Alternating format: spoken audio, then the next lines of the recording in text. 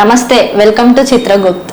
ప్రస్తుతం మనతో పాటు ఉన్నారు అందే శ్రీధర్ రెడ్డి గారు, motivational speaker and business analyst. నమస్తే అమ్మా. నమస్తే సార్. సార్, ఈ మధ్యన యువత చాలా చదువుకొని అనేక రకాలుగా ఇబ్బందులు పడుతున్నారు సార్. చదువుకొని కూడా ఎలాంటి ఉద్యోగాలు దొరకక అండ్ సాఫ్ట్వేర్ కంపెనీస్ కొన్ని క్లోజ్ చేయడంతో ఉన్న జాబ్స్ పోగొట్టుకొని డిగ్రీలు పీజీలు చేసి కూడా వాళ్ళు ఏం తోచని స్థితిలో ఉన్నారు సార్. సో వాళ్ళు ఉన్న ఊళ్ళల్లో కానివ్వండి అండ్ వాళ్ళు ఉంటున్న ప్లేస్లలో అండ్ లేదంటే వాళ్ళు వేరే వేరే ఆర్గనైజేషన్లో చిన్న చిన్న వాటికి జాబ్ చేస్తూ ఉన్నారు సార్. సో ఆ చాలని శాలరీలతోటి వాళ్ళ జీవనాధారం ఎటు గడవక వాళ్ళు ఎవరికి చెప్పుకోని స్థితిలో అండ్ పేరెంట్స్ వాళ్ళకి కొన్ని ఊళ్ళల్లో నుంచి కూడా చూస్తుంటాం సార్. మనము ఎలాంటి సిచ్యువేషన్ ఉంటుందంటే వాళ్ళ అమ్మ నాన్న ఎంతో కష్టపడి వాళ్ళకి జీవనాధారం ఉండక కూడా వాళ్ళు డబ్బులు పంపిస్తారు వాళ్ళ పిల్లల చదువు కోసం. వాళ్ళు చదివి పెద్దయి మంచి ఉద్యోగం చేస్తూ స్థిరంగా ఉండి మమ్మల్ని రాబోయే జనరేషన్లో బాగా చూసుకుంటారనే దాంతో వాళ్ళ పేరెంట్స్ పంపిస్తారు సార్. బట్ వాళ్ళు ఎంచుకున్న ఉంటాయి కదా సార్, వాళ్ళు ఎంచుకున్న జోన్లు కావచ్చు అండ్ వాళ్ళు ఎంచుకున్న స్టడీస్ వాళ్ళకి సెట్ అవ్వక, సో అలాంటి వాళ్ళకి మీరు మంచి బిజినెస్ ఐడియాస్ కానివ్వండి, స్టార్ట్అప్ బిజినెస్ ఐడియాస్ చెప్పండి సార్. అది ఎలా ఏంటనేసి. ఇప్పుడు ఇక్కడ రెండు అంశాలు ఉన్నాయమ్మా. మీరు రెండు క్వశ్చన్స్ అడిగారు నాకు ఒకటేసారి. ఒకటి, వాళ్ళ యొక్క చిన్నప్పటి నుంచి వాళ్ళు చదువుకున్నటువంటి విధానం ఏ విధంగా ఉంది, తర్వాత చదివిన తర్వాత వాళ్ళు చదివింది ఏంది అండ్ చేస్తున్నది ఏంది, లేదా ఉద్యోగాలు దొరుకుతున్నాయా లేదా అని నన్ను క్వశ్చన్స్ అడిగారు. ఇందులో నేను నాకు ఒక కవితతో స్టార్ట్ చేస్తా. అంటే మన ఇప్పుడు ప్రస్తుతం ఉన్నటువంటి ఎడ్యుకేషన్ సిస్టమ్ ఎట్లా ఉంది, ఆ ఎడ్యుకేషన్ సిస్టంలో మన ఇప్పుడు నేర్చుకునే వాళ్ళు ఏ విధంగా నేర్చుకుంటున్నారు, లేదా తల్లిదండ్రుల పాత్ర కావచ్చు, సమాజం పాత్ర కావచ్చు, లేకపోతే టీచర్ల పాత్ర కావచ్చు, లేకపోతే గవర్నమెంట్ పాత్ర కావచ్చు, ఎలా ఉంది అని చూసుకుంటే ఈరోజు అక్షరానికి విషం పెట్టి లేత మొగ్గకు వాత పెట్టి ఆటపాటలన్నీ మరచి పుస్తకాల బరువునెత్తి పనికి రాని చెత్తనంతా బుర్రలోన నింపుతుంటే చూచి రాతలు రాయించి రాని మార్కులు వేయించి పరీక్షంటూ పోటీ పెట్టి పాసుగమ్మని హెచ్చరిస్తే పరీక్షంటూ పోటీ పెట్టి పాసుగమ్మని హెచ్చరిస్తే జీవితాన్ని మలువలేక జీతగాళ్ళుగా మారుస్తున్నా, జీవితాన్ని మలువలేక జీతగాళ్ళుగా మారుస్తున్నా పనికి రాని చెత్తనంతా బుర్రలోన నింపుతుంటే చూచి రాతలు రాయించి రాని మార్కులు వేయించి పరీక్షంటూ పోటీ పెట్టి పాసుగమ్మని హెచ్చరిస్తే మనసు అలజడి పెంచుకుంటూ మనిషి మరలా మారకుంటే ఆత్మహత్యలు చేసుకోక ఏమవాలి అర్థమెరుగని విద్య పేరు ఏమనాలి. అంటే ఈరోజు విద్యా వ్యవస్థ ఎలా ఉంది అంటే, ఇప్పుడు మనము ఏదైతే ఒక 10 సంవత్సరాల తర్వాత చేయబోయేటువంటి ఉద్యోగం ఏదైతే ఉందో ఆ ఉద్యోగానికి చదువుకున్నటువంటి చదువుకు ఎలాంటి సంబంధము లేదు. ఓన్లీ అక్షరాలు మాత్రమే. మనం ఒక బస్ బోర్డు చదవడానికో, లేకపోతే పుస్తకం చదవడానికో, లేకపోతే పేపర్ చదవడానికో ఇది వాడుతున్నాం. మనము ఏదో అక్షరాలు చదువుకొని మనము ఏదో కంప్యూటర్ చేస్తున్నాం. మనం ఏం రాసాము, ఏం చదువుకున్నాము, ఏ విధమైనటువంటి అంటే ఏ విధంగా మనం చదువుకున్నాము, సైన్స్ చదువుకున్నాం, మ్యాథ్స్ చదువుకున్నాం, ఏవేవో సూత్రాలు పట్టుబట్టినాం. కానీ ఆ సైన్స్ సూత్రాలు ఈరోజు మన జీవనం అంటే మన జాబ్లో ఉపయోగపడుతున్నాయా? నేను యువతకు కావచ్చు, సమాజానికి కావచ్చు, టీచర్లకు కావచ్చు, నేను ప్రభుత్వానికి ఒకటే అడుగుతున్నా. ఒక వ్యక్తి ఉద్యోగం చేయబోతున్నాడు, ఉద్యోగం చేస్తాడు అంటే అది ఒక 15 సంవత్సరాల తర్వాతనో 25 సంవత్సరాల తర్వాతనో అతని ఉద్యోగంలో ఏదైతే ఉపయోగపడుతుందో అది నేర్పించాలి. సరే అక్షరాలు నేర్చుకుంటాం మనం, కానీ అక్షరాలతో పాటు మానసిక స్థైర్యం నేర్చుకోవాలా. జీవితంలో కష్టాలు వస్తే ఎలా మనం ముందుకెళ్లాలో మనము నేర్చుకోవాలి, అది నేర్పించాలా. అంతేగాని మార్కులు మార్కులు మార్కులు. శరీర దారుఢ్యం ఉండాలి, స్పోర్ట్స్ ఉండాలి.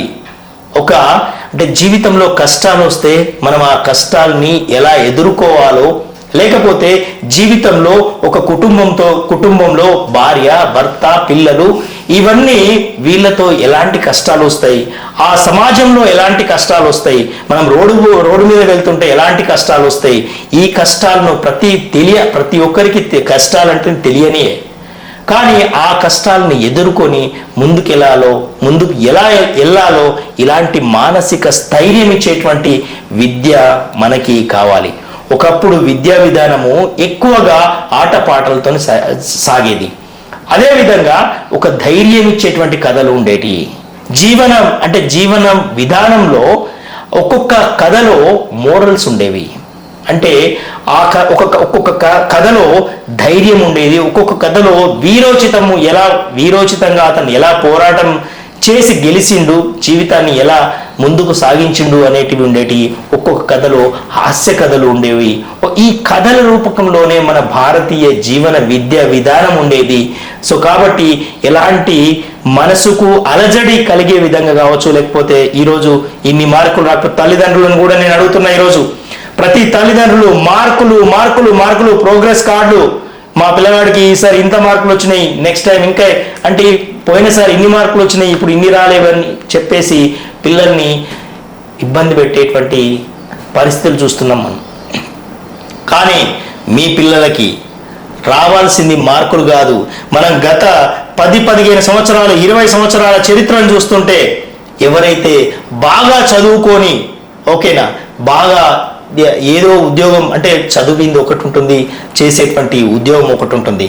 కాబట్టి ఎలాంటి చదువు సరిగ్గా, అంటే పుస్తకాలు ఈరోజు ఉన్నటువంటి స్కూల్ విద్యలో కావచ్చు, ఈరోజు చదివినటువంటి చదువులు అరకొర చదివిన వాళ్ళు ఇప్పుడు మంచి ఎంటర్ప్రెన్యూర్గా ఉన్నారు. జీవితంలో చాలా మంది ఎంటర్ప్రెన్యూర్స్ని చూసినాము, చాలా మంది బిజినెస్ మ్యాన్స్ని చూసినాం, చాలా మంది పొలిటీషియన్స్ని చూసినాం. Politicians are the very best convincing చేయడంలో, ప్రజల్ని కన్విన్సింగ్ చేయడంలో పొలిటీషియన్స్ బెస్ట్ మార్కెటింగ్ అంటే బెస్ట్ బిజినెస్ మ్యాన్ అనుకోవచ్చు, అసలు టాప్ బిజినెస్ మ్యాన్ అనుకోవచ్చు. మరి ఎలా అంటే చాలామంది పొలిటీషియన్స్ చదువుకోలేదని అనట్లేదు, కానీ అసలైనటువంటి చదువు వాళ్ళే చదువుకున్నారు. నిజమైనటువంటి చదువు అంటే సమాజంలో ప్రతి వ్యక్తికి ఒక కష్టం నువ్వు ఒక కష్టాన్ని తీర్చగలిగినవు అంటే నువ్వు నిజమైనటువంటి చదువుకున్నట్లు లెక్క. నాకు ఒకప్పుడు ఒక కౌన్సిలింగ్ ఇచ్చేవాడిని, నేను కెరీర్ కౌన్సిలింగ్ ఇచ్చేవాళ్ళు. ఒక ఐఏఎస్, ఒక టీచర్గా పోస్టులకి ఆమె ఎగ్జామ్ రాసి స్టేట్ టాప్లో వచ్చింది. ఆమె వచ్చి ఐఏఎస్ ట్రైనింగ్ తీసుకోవడానికి నా దగ్గరికి కౌన్సిలింగ్ కోసం వచ్చింది. ఆమె ఏం చెప్తుంది అంటే, ఒకసారి నాతో మాట్లాడుతూ మా పేరెంట్స్ అన్ఎడ్యుకేటెడ్స్ అండి, నేను బాగా కష్టపడి చదువుతున్నాను అని చెప్తున్నప్పుడు నేను వాళ్ళతో నేను ఒకటే అన్నాను, మరి మీ పేరెంట్స్ అన్ఎడ్యుకేటెడ్స్ అయితే నువ్వెలా పుట్టినావమ్మా అని అడిగాను. ఆమె నా చెంప పలగొట్టుడే తక్కువ, అంత కోపోద్రిక్తురాలై నా మీద అలా అంటారు ఏంటి సార్ అది ఇది అంటే, అమ్మ ఎడ్యుకేషన్ అంటే మనమే, అంటే మీరెంతమంది అని అడిగాను. వాళ్ళు ఒక 4-5 సంతానం చెప్పింది. మరి మీ 4-5 సంతానాన్ని మీ కని పెంచి ఒక ప్రయోజకుల్ని చేసిండ్రు కదా, వాళ్ళు కదా నిజమైనటువంటి ఎడ్యుకేటెడ్స్, మనం కాదు కదా. మీరు ఎంతమంది పిల్లలమ్మా అంటే నాకు 2 పిల్లలు అంటారు. మరి ఆ 2 పిల్లల్ని ఎక్కడ చదివిపిస్తున్నావు? అసలు ఆ 2 పిల్లల్ని, ఇద్దరు పిల్లల్ని చదివించడమే గగనమైపోయింది ఈ రోజుల్లో. అంటే ఎడ్యుకేషన్ అంటే మనము ఇతరుల్ని బతికించడము, ఇతరుల యొక్క ప్రాబ్లంని మనం సాల్వ్ చేయడము, మన కోసం కాకుండా ఇతరుల కోసం జీవించడము, జీవన త్యాగంలోనే ఉంటుంది అనేది, దాన్ని ఎడ్యుకేషన్ అంటారు. అంతేకాని మనకు అక్షరాలు వచ్చినంత మాత్రాన, ఒక బోర్డు చదవడం వచ్చినంత మాత్రాన మనము ఎడ్యుకేటెడ్స్ కాదు. నిజమైనటువంటి ఎడ్యుకేటెడ్స్ మన తల్లిదండ్రులు, మన పూర్వీకులు, వాళ్ళ జీవన విధానం హాయిగా ఉంది, వాళ్ళు ఎంతో మందిని ప్రయోజకుల్ని చేసిండ్రు. So they are real educateds అని చెప్పడం జరిగింది. సో కాబట్టి ఏంటంటే ఈరోజు యువత, మళ్ళీ నేను చెప్పేది ఏంటంటే, coming to the business aspect, స్టడీస్లో ఉన్నారు మీరు, మీకు నచ్చినటువంటి స్టడీస్ని తీసుకోండి. పేరెంట్స్ కావచ్చు, లేకపోతే పిల్లలు కావచ్చు, మీకు నచ్చిన దాని మీద ఎక్కువ కాన్సన్ట్రేట్ చేయండి. ఈ రోజుల్లో ఎందులోనైనా మీరు నిష్ణాతులు అయితే రాణించవచ్చు. నేను ఇది చేస్తేనే అయ్యో నాకు సాఫ్ట్వేర్ ఉద్యోగం వస్తుందో లేదో, అయ్యో నేను ఇది చేస్తే నేను టీచర్ని అయితేనే బతుకుతా, లేకపోతే నాకు గవర్నమెంట్ జాబ్ రావాలంటే నేను ఇదే చేయాలి అని అలా అనుకోకుండా, మీరు ఈ భూమి మీద ప్రతి జీవి అత్యద్భుతమైనటువంటి జీవితమే. ప్రతి జీవికి ఒక రకమైనటువంటి అంటే ఒక పర్ఫెక్షన్ ఉంటుంది. ప్రతి జీవికి ఒక రకమైనటువంటి కళ ఉంటుంది. ప్రతి జీవికి అంటే ఒక బుద్ధుడు ఎంత గొప్పవాడో, బుద్ధింక కూడా అంత గొప్ప.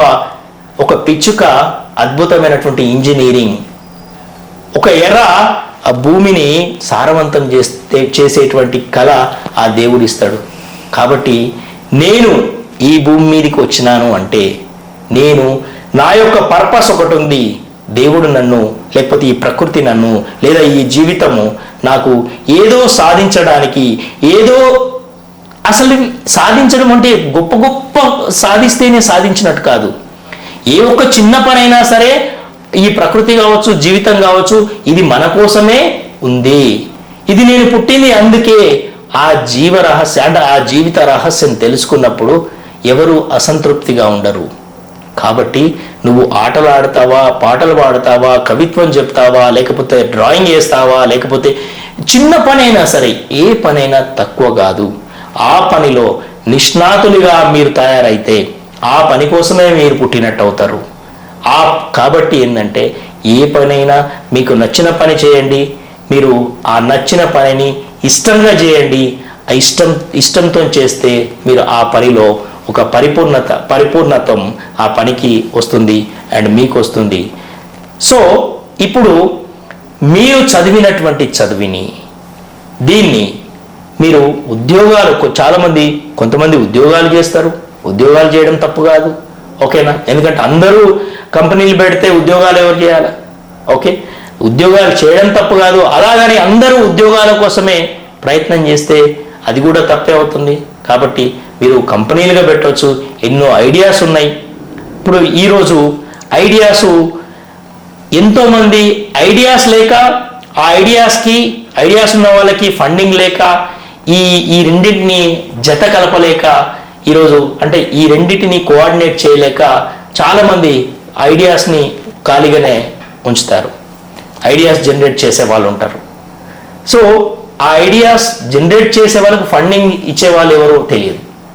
సో వీటినన్నింటినీ కలపాలి. Okay, thank you sir, thank you, చాలా బాగా చెప్పారు సార్. థ్యాంక్ యూ, నమస్తే సార్.